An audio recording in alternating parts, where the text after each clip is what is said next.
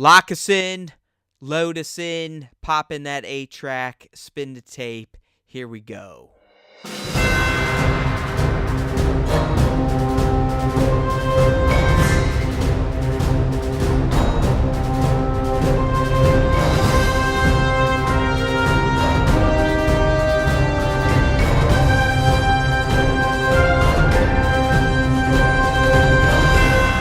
Hey now everyone, welcome back to, I mean, it's not a brand new, it's been weeks it seems, months even, parsecs, is that even a thing? Who the fuck knows, but it's Matt and Nick, we're back, finally behind the mics. We've revived the Star Wars Time show that went on let's be real, it was just a week hiatus, so my little short broken-handed ass could go on a family vacation to a beach that I started going to when I was a little kid. I have a little kid now, wanted to bring her there. It was fantastic. It was awesome. It was great to just kind of tune out of life.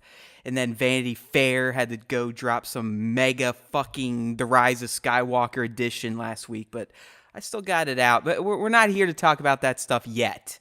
I'm not ready to fully commit myself to Star Wars lore, news, rumors, speculations, all the crazy shit we do, all the dumb shit we do on a typical full episode of the Star Wars Time show. But what we are going to do, since we missed it last week, Nick and I are going to honor our commitment, our dedication, our support of the Star Wars fandom by doing our top 5 Star Wars artist shares from the week of whatever to whatever. Nick has the dates out there on the post. I think it's 5/17 to 24, yep, something like that, that's Nick? it. So we're here tonight. We're dedicated to that. It's a Tuesday. This is usually our special topics show. But our special topic tonight, it's you people. It's you Star Wars artists, photographers, collectors, whatever you want to call yourselves, Star Wars geeks. We're doing it for you, firing them up, getting warmed up so we can drop all sorts of SWTS takes, speculations, dumb takes, dumb speculations on you about the Vanity Fair stuff, the KOTOR stuff, Rey's parentage stuff that we just dropped today or yesterday if you're listening to it on Wednesday. Check it out, by the way. Did a video on this whole Rey rumor thing. Definitely don't look at it if you're not into spoilers, though, because this is another one where I felt like my eyes needed some bleach after seeing it. Not because I hate the concept, which a lot of people do, but because I don't really want to spoil these types of moments for myself. But that's neither here or now, Nick. We're ready to get into the top 5. So go ahead. I did the share, and you did the whittling down. Who we got? Top 5 for this week. We throw in a little spice in the beginning. I did it last time. We had some Lego shots. We had some figure art shots. So this time I wanted to move outside of toys completely. Just get away from toy photography altogether. So number 1 goes to FinFet, at FinFet on Instagram. Good handle, by the way. Really like it. And it's a Battlefront 2 in-game capture. And this is a Vader. Looks like he's on the bridge of the Tantive 4, like we see him busting through in A New Hope. And he's flanked by 2 stormtroopers on his side. And Matt, this image it doesn't even look like it comes from a video game. Like, this looks like real life. I'm glad you finally picked one of these Battlefront 2 captures, because I've just recently gotten into appreciating this type of photography, if you will, video game photography. I guess it's a thing. We like Star Wars stuff, and shots like this just stand out. I mean, the polish with the engines used. I mean, a lot of these Battlefront 2 photographers, if you will. We found a bunch now. I'm following them. I'm sharing them. So check them out. I love it just as much as I love the toys, just as much as I love the art. But apparently, Nick, these guys are using a special NVIDIA build, this NVIDIA Ansel. I'm not really much into the PC space these days. But I see most of these Battlefront 2 artists, photographers, using this NVIDIA Ansel deal to create this photography. So I don't know if that allows them to manipulate the game in a way where they're actually staging. They can put the characters here. You know what I mean? Yeah. I don't know how much post-processing is done on this type of stuff, or this is just a raw screenshot captured in-game using whatever this NVIDIA Ansel thing is. So I don't know. Do you have any more insights into what you can do with the PC version of Battlefront 2? Yeah, I mean, I would assume that there's got to be some sort of photo mode like we have with the consoles now. So, if you've played a PS4 or an Xbox One recently and you've tried to take a picture in game, you know that you can go into this mode where you can pose your character however you want in the live environment of the game. Like, I had a lot of fun doing it in Horizon Zero Dawn. It was a fantastic game to do photo mode in. You can also do it in tons of other games, God of War, everything. So Battlefront 2 is another one of those games that has a photo mode in it. And as for the NVIDIA Ansel, I believe that's just that may be a program that's usable on the newest version of their GPUs that can take these incredibly high resolution photos. But it would be great. I just feel like he's able to mod the pose, the scenery. I know they are using mods. I mean, I haven't shared one yet, but I guess there's a mod out there for Kylo's Episode 9 helmet, so it's got the red cracks in it. Obviously, that's not in-game.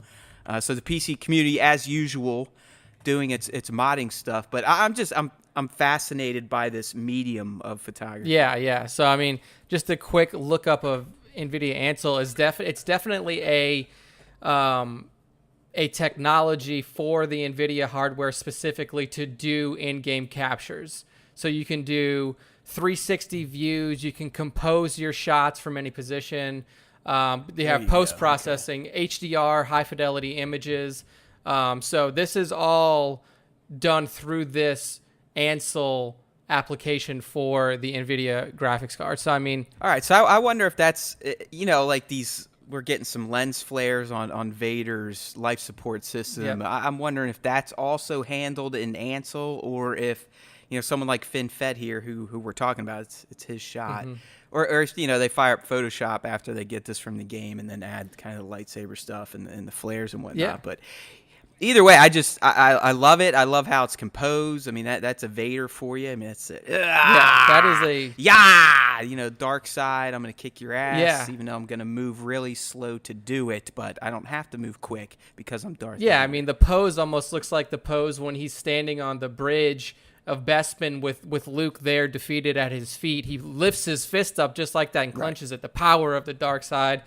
So, yeah, I mean, it's fantastic capture. Finn Fett, at Finn Fett on Instagram. And Finn, if you're listening, if you want to give us a little behind-the-scenes knowledge on how you compose this shot, whether it's all in Ansel or you do some post-processing work yourself in Photoshop or something else, reach out to us on Instagram, DM, let us know. Yeah, we like that. We've actually been getting people to respond, Nick, which is awesome because it means they're listening. Yeah. But it also, kind of scratches my photographer curiosity at times. Yeah, so if you guys have... I'm not saying I'm going to start this Battlefront 2 stuff. Maybe that's a playground for Nick to get into. If he wants to start being artistic, maybe he'll paint. Yeah. I like some Nick Star Wars painting, but either way, I don't care. Like, it doesn't have to be toys. It doesn't have to be art. It just has to be Star Wars, and that's why this Finn Fett shot was shared in the first place. It's badass. Fantastic. And I love Vader. I'm such a fucking Vader homer, especially his design. I mean, we try to forget what Anakin did to his persona, but love the way he looks. Yeah, fantastic shot. Speaking of Anakin. Next up, yes. Continuing with the Anakin theme here, we have a shot from Papa Palpatine Photography. Great name. Also a fantastic shot recreation from Rots. So what we have here is the duel between Anakin and Obi-Wan at the end of Revenge of the Sith.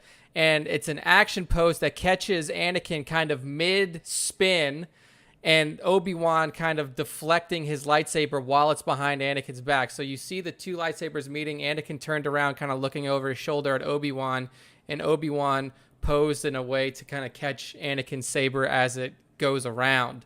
And another standout thing about this shot is just the environment that it's shot in. Like it's filmed in one of these.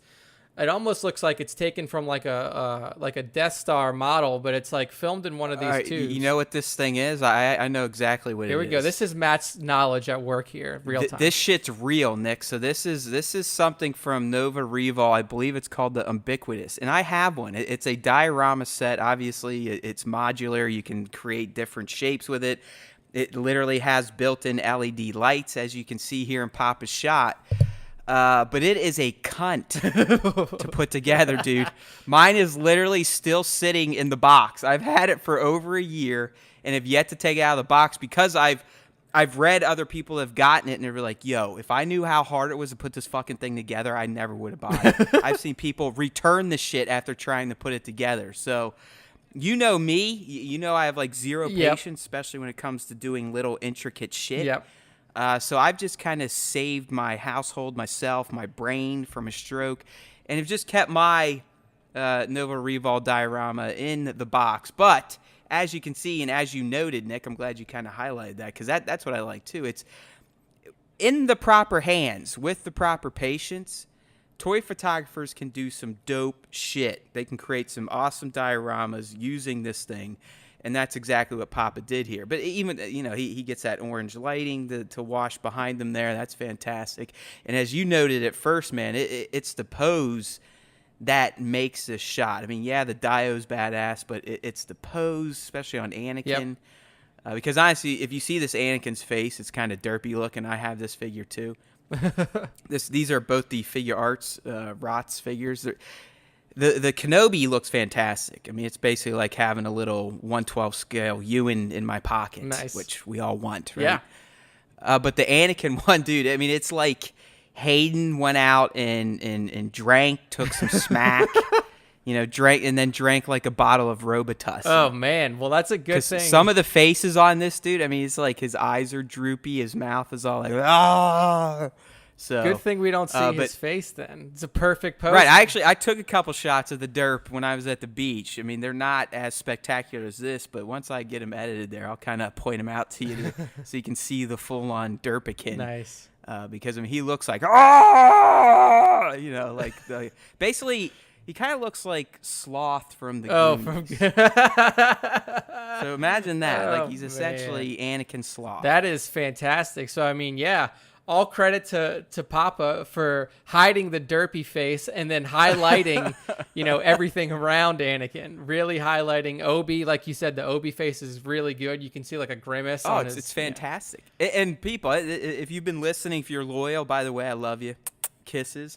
You probably know I'm not a huge fan of the prequels. Yeah. But I love the toys, and I still love the characters. It just comes down to I did not like the execution of the narrative. But I collect prequel toys. See, I'm not that crazy. One of like a lot of your really fantastic shots are of your fucking Anakin Rots Barbie doll that you like to call it. Oh, speaking of Rots Barbies, I just got my Obi-Wan Kenobi Rots Barbie today. There you go.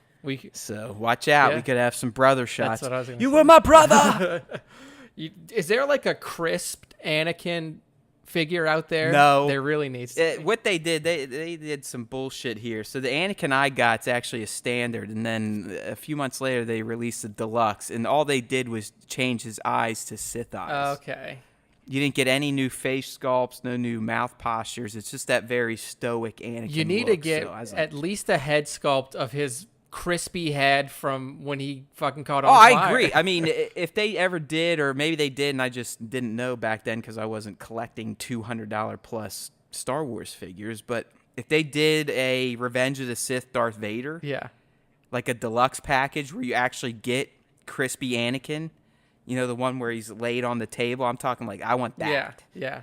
And I want like to be able to attach the robotic legs and shit to him and put him into the suit. See, I mean, I'm almost 39, people, and I'm sitting here fantasizing about dressing a fucking doll. Yeah, I mean, I love it. It would be great. I love it. But anyway, Papa Palpatine, top tier shot here, and also excellent work on putting together the diorama. Now knowing how hard. Yeah, without fucking wanting to kill your family or smash the diorama itself, because I mean that's 100% why I've not touched mine. Yeah, yet. So well played on. I'm almost ready to commission people like Papa to just. I'm going to send mine to them and have them build it and send it back. Yeah, it could be. That could be the best way to do it. What do you think, Papa? Let me know.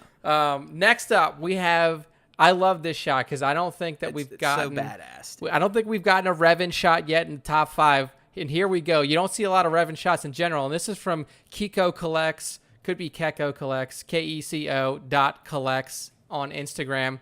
And it is of Darth Revan himself, purple saber shoved into the ground. And he's using it as kind of like a staff while he's sitting on his throne. You can see the throne. I believe it's the Snoke throne. Yep, very good. Look at you. There you go. Look at Nick. Nick's starting to be able to spot Star Wars diorama pieces from other figure sets. Now. I'm getting See? there. I look at these images. We're and rubbing off on them, yeah. people. Us toy collectors and photographers. We're rubbing off on the Yeah, guy. I pick out the top 5. I look at our Instagram feed enough to start to put these things together. So purple saber in the ground, another saber in his other hand, unignited, and he's just looking. The signature Revan mask, and then also the armor. Again, one of the signature pieces is his wrist guards. I mean, this whole shot. He really is. Yeah. I mean, dude, between him and Vader, I don't know if there's cooler looking fucking bad guys from Star Wars. No, not at all. Like it's I'm always going to be Vader #1 because he was the first, but fuck, dude. I mean, Revan, especially the way he's posed here in Kiko's shot. Whew, I mean, he's like a 1.5. I don't even know if he's a 2. Yeah. Maybe a 1.5 because he's got like that.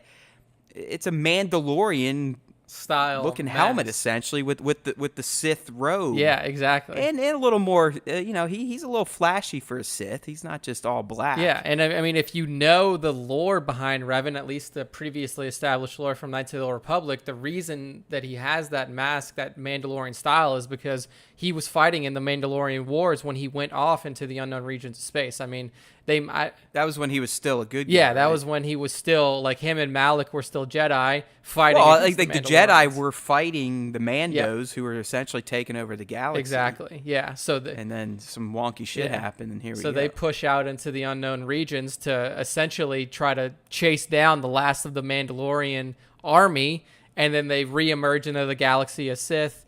That's when we get into the whole Knights of the Old Republic storyline from KOTOR 1. And then we're going to talk about this on our Friday cast, we also may see this guy on a big screen one day. Not confirmed, nothing like that, but there's things a brewing in Star Wars land for KOTOR, so I'd love to see him and Malik. I just make movies of what the fuck they were doing in the unknown regions. Yeah. Don't even remake KOTOR. yeah. I mean, you could lead up to KOTOR, kind of like how the young Solo movie was going to lead up to A New Hope. Like, do something like that. Dude, I mean, tell us some new stuff leading into the existing. Well, I guess it's not really canon lore anymore, but do a trilogy or a 2-part movie, or like a 2-parter where you have Revan and Malik as Jedi fighting in the Mandalorian Wars, and then the second movie ends as they fall. And then they fall, and then the movie ends right where fucking KOTOR 1 picks up. Yeah, that's what I mean. Yeah. Like trilogy, 2 movies, whatever. Just build the story all the way up to Revan essentially getting knocked out, unconscious, and becoming, getting amnesia. Yeah, exactly. I mean, that would be a fantastic film, Mandalorian Wars. But we're gonna It'll never happen. But whatever. It's never gonna fucking happen. We'll go but into either it, way. yeah. Kiko's shot's fucking dope. I almost have to believe that he might have modded this Revan because this Revan isn't very posable, and clearly Kiko fucking nailed that shit. So I'm wondering if he cut some plastic here or there, had some tricks, maybe dumped them in some boiling water to make them a little more gooey. But epic shot. This is another one. I'd like this as a poster. Yeah, that would be a something fantastic like that. poster. I'd even get a fucking tattoo now at this point, right on my face. Tyson it. That's a good move. Well, speaking of the Snoke throne, buddy, moving. It seems that was your theme this week. Yeah, huh? moving down to number 4, we have another Snoke throne, except this time on it is Snoke himself, and this is a recreation shot from TLJ where we see the Skywalker family blade piercing Snoke through the body before it's pulled back by Kylo to eventually sever him in half. So this recreation shot's just so good because it's so many different things. Like the posing one, the way that they have the lightsaber effect to show it going through Snoke, and then also just the lighting effects on the lightsaber itself, on the throne, in the background. Everything about this shot really almost perfectly captures that moment in the movie where Snoke is eventually killed by Kylo and the Skywalker family blade. Right. So this comes from Darkside Since 77. Jeff, I mean, this is one of the first guys that I was like, holy shit, you can do this stuff with toys. I mean, years ago. Fortunately, he's kind of fallen out of the scene. This is actually a reshare back from when TLJ was actually hot in theaters, pissing people off. But I mean, Jeff he's a masterful composer. I mean, he's great at staging shots. He's great at, as Nick pointed out, the posing, the setups, and then the post-processing, the lighting, the coloring. So I'm glad that Jeff's at least, or Darkside Since 77, which great handle, is at least resharing old shots so people can kind of see his work. Because, I mean, dude used to do tip-top type of stuff. But as he kind of notes down here in the comment, because I always try to leave the original caption, because, I don't know, I don't like jacking and featuring people's shots without their original stuff kind of thoughts. Yeah. Right, their thoughts behind what does this picture say. Either way, Jeff, we hope you get out there. Hopefully you get some gear, some new toys, and get back at it, because you are a legend within toy photography. And this shot's just a perfect example why. I mean, he even got Nick to feature it as a top 5. So obviously it was a standout from last week's shares. Yeah, beautiful, beautiful shot. And yeah, we hope we get more shots like this from you in the future. Good stuff. Last up is a Boba Fett shot from Mr. Joe Beasy, and I gotta say, dude, we had some good handles this week too. Right? I mean, Mr. Joe Beasy, I love it. Mr. Joe Beasy. Mr. Joe Beasy is also a Mr. Joe Beasy. I could just keep saying it. Mr. Joe Beasy. All right, beautiful handle. Also, beautiful follower count, 173,000 followers for Mr. Joe Beasy. He's way up there. But he's doing all right in life on Instagram. This Boba shot, though. Dude, is he famous or something? I don't know. I mean, this is we may have seen some of his other stuff. I think you may have posted it or shared some of his other stuff previously. But like just looking at his feed, I mean, the guy is a fantastic toy photographer. And I don't know. I mean, I've never heard of him personally, but his work speaks for itself. I mean, right. So looking through it, there's a fucking Rocky shot, recreation shot using toys from Rocky, and looks like a Mike Tyson figure as well. I mean, there's a ton of stuff on here, but this Boba Fett shot is fantastic. I mean, it really captures, the scale. Like, what's really good about this is that it doesn't even look like a toy. Like, the size and the scale of the shot makes this look like just Boba Fett coming out of some sort of smoke-filled room. I mean, it looks like there could be some fire behind him if you look in the background. Definitely some reddish orange light that kind of makes you believe that there was some sort of explosion or fire going on. The way that he's posed, like holding his weapon, and then you can even see the Auerbesh on the hilt of the weapon, or not the hilt, the stock of the gun. You can see it. I mean, the detailing in this figure is fantastic. And this is a 1999 figure. Really? Oh my. All right, this thing is literally 6 inches tall, and as you noted, it is. It's the posing, the framing. I mean, it makes it look like Boba as Fett. Yeah. It looks like Jeremy Bullock in the flesh. Yeah, no, it's great. I mean, it's just I've said this before. I mean, posing in an action sense, this is where I suck. I'm more of a portrait guy. I'm working on it. I got out this weekend after I got back from the beach, blew some shit up outside, did some fireworks. You never know. But again, it's the posing. And that's probably why people like Mr. Joe Beasy have 173,000. That's 173K followers. Because look, as Nick expertly pointed out, it looks real. That is the job of a toy photographer. Make that piece of plastic look real, and it's very difficult. Yeah. It's not easy because you got to get the pose, you got to get the frame, you got to get the background dialed in. And it looks, from Joe Beasy's work, it looks like he is almost all practical effects. Yeah. He doesn't like to fuck with anything. He barely even dresses a lightsaber, which I appreciate. I mean, I love practical effects.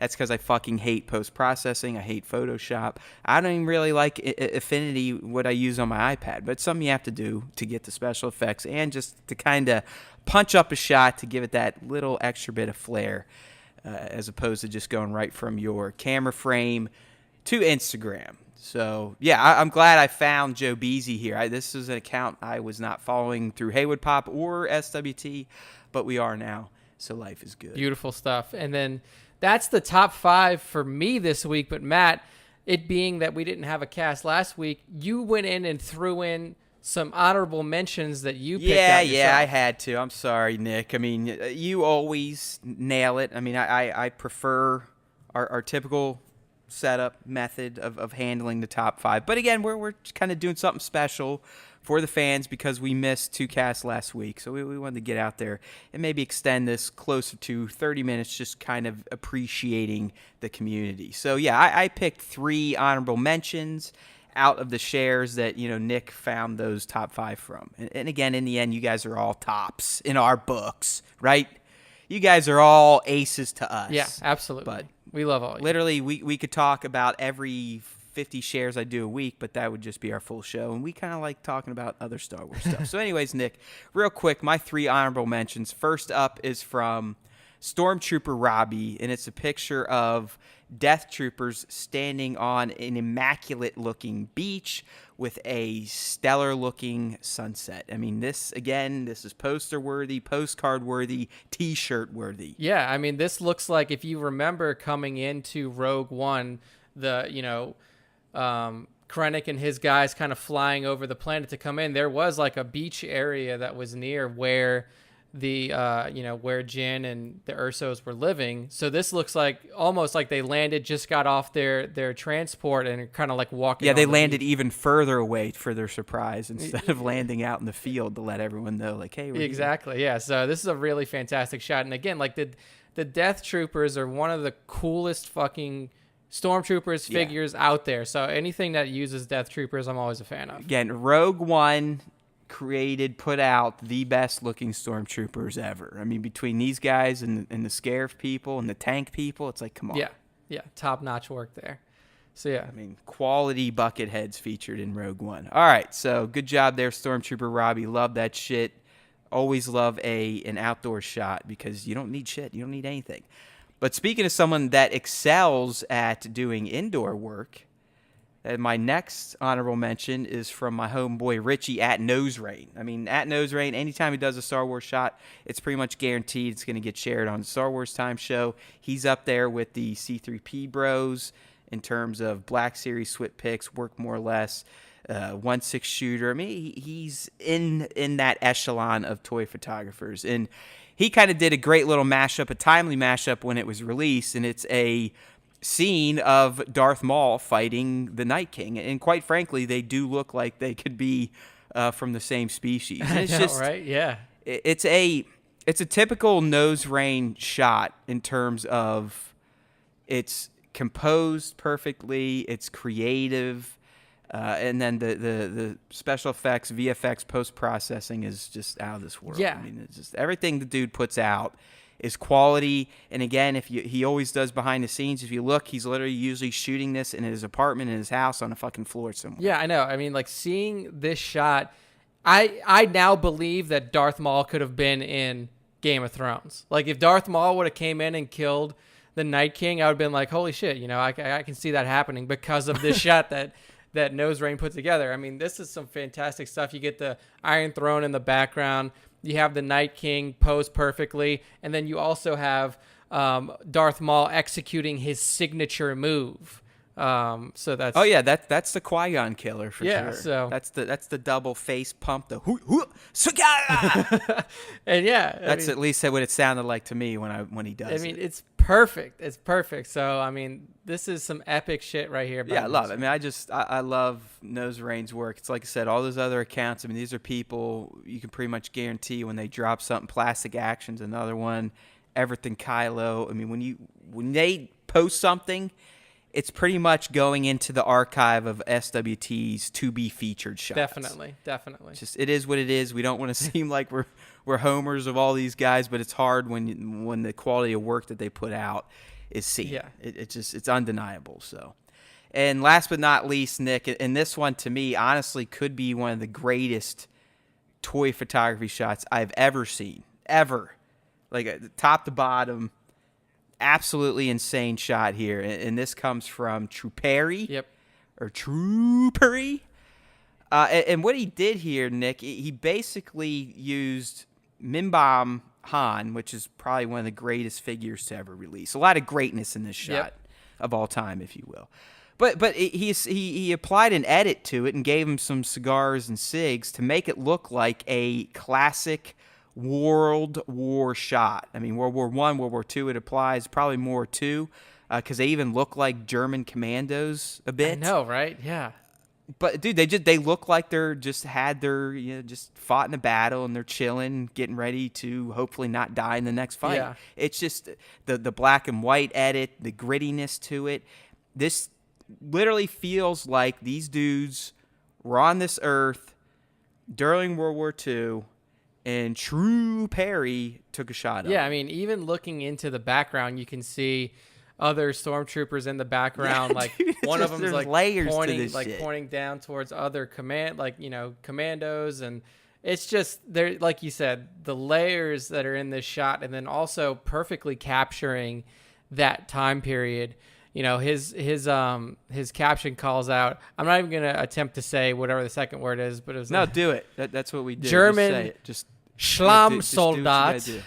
Circa I think it's Schlammsoldat. Yeah, circa 1938 or not, he says. But I mean, clearly he was going for that World War II aesthetic. And clearly he fucking nailed it. I mean, look at the stogies. I know. They got, like little cigs in their mouths. I mean, this is just perfect execution on an incredibly difficult image to try to pull off by True Perry. I mean, Right, there's even film grain in it. Yeah. I mean, and the best part is he calls it a B-side. Yeah. Which means it was like, I didn't know if I was going to share this or not. I kind of think it was shitty, but I'll throw it out yeah, there. that's a pretty fucking, solid B-side to put out here. I gotta say, this is just top-notch work all around, and I would love to see other things like this, like war. I mean, if you're gonna do it, war recreation shots with Star Wars would be perfect when you're using troopers from like Rogue One or the Mud Troopers like we see here, the Mimban Troopers from Solo. I mean, those are ripe for the picking when it comes to like old war shots. So, top-notch job. Yeah, man. It's a great page. If you're not following True Perry out yet, you got to do it. I mean, fantastic stuff, especially if you're into the 6-inch Star Wars universe, as I am, and a lot of you other people are listening. Man, look at all this shit. Just look at this guy's page. I know, he's okay. We featured him before, Yep. but it's like if you just spend some time scrolling through and look at the thumbs, it's just like, geez, I love this community. That's why we do this. That's why we have the top 5 every Friday show, Star Wars Time Show, and that's why we did a special version of it today or whenever you're listening to it. It really doesn't matter. Time is irrelevant in Star Wars time land because, Nick, there's always time for Star Wars time. Yep. So, my friends, we'll be back. We have a Friday show planned, which means we're going to do another round of top 5. So keep tagging us, Star Wars Time Show on Instagram, or just straight tag the handle. We'll get to it. If it's great, you may get featured. You'll at least get a like and a word of encouragement because that's just who we are. All right. So until the Friday show, my friends, put those beers down. It's not time yet. Gotta get your work done. Right? Got to get your work done, Nick, before you play. But we will be playing this Friday, and we'll be talking Vanity Fair Star Wars, KOTOR, Rey's Parentage. You never know what else. I mean, it's only Tuesday. We got 3 more days of Star Wars potential news generation. Until then, may the Force be with you, always.